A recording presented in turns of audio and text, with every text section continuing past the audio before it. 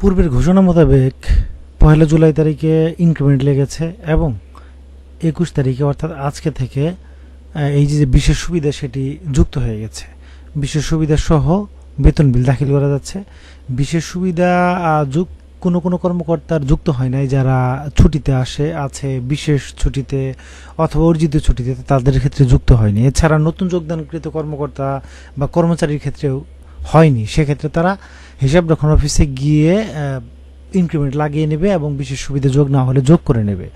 এখানে একটি কথা স্পষ্টই লেখা আছে যে আপনার নবম থেকে ১তম গ্রেড পর্যন্ত 10%। অনেকেই বলছেন যে আমি তো ১০ম গ্রেডে ছিলাম, টাইম স্কেল পেয়ে বা উচ্চতর গ্রেড পেয়ে নবম গ্রেডে এসেছি, আমি তো 15% হারেই পাবো।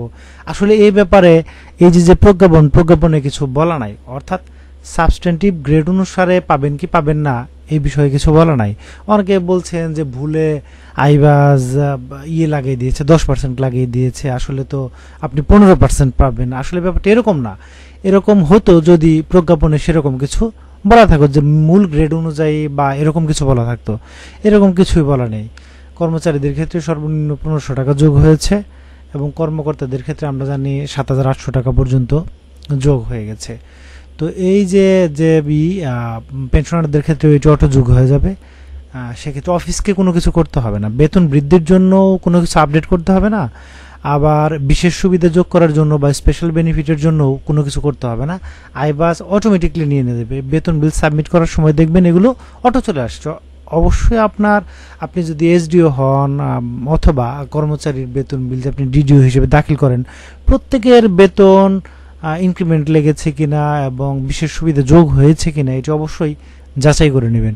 ঠিকমতো চেক করে প্রথম মাসের বিলটি দাখিল করবেন। কারণ হচ্ছে এই ভুল বেতন যদি আপনি এই মাস থেকে দাখিল করেন, এটি কিন্তু পরবর্তী মাসগুলো কন্টিনিউ হয়ে যেতে পারে। তাই জুলাই মাসের বেতন বিল দাখিলের ক্ষেত্রে অবশ্যই একটু দেখে শুনে নেবেন যে ইনক্রিমেন্ট যোগ হয়েছে কিনা, বিশেষ সুবিধা ঠিক মতো এসেছে কিনা। তো অনেকেই যেটি বলছেন যে সাবস্টেন্টিভ গ্রেড অনুসারে পাবেন, আমার জানা মতে পাবেন না। কারণ হচ্ছে প্রজ্ঞাপনের কোথাও বলা নেই যে সাবস্টেন্টিভ গ্রেড অনুসারে আপনি এই বিশেষ সুবিধা বা স্পেশাল বেনিফিট পাবেন। তো এটি গ্রেড অনুসারেই পাবেন। গ্রেড যার যত বর্তমান গ্রেড সে অনুসারে সেটি উচ্চতর গ্রেড পেয়ে, সিলেকশন গ্রেড পেয়ে, যাই পেয়ে সেখানে যাক না কেন, পদোন্নতি অথবা যোগদান যেভাবেই হোক না কেন, তো তার গ্রেড অনুসারেই হবে। তো সেভাবেই অলরেডি যুক্ত হয়ে গেছে আইবাজে। আপনি অবশ্যই দেখে শুনে বেতন বিল দাখিল করবেন।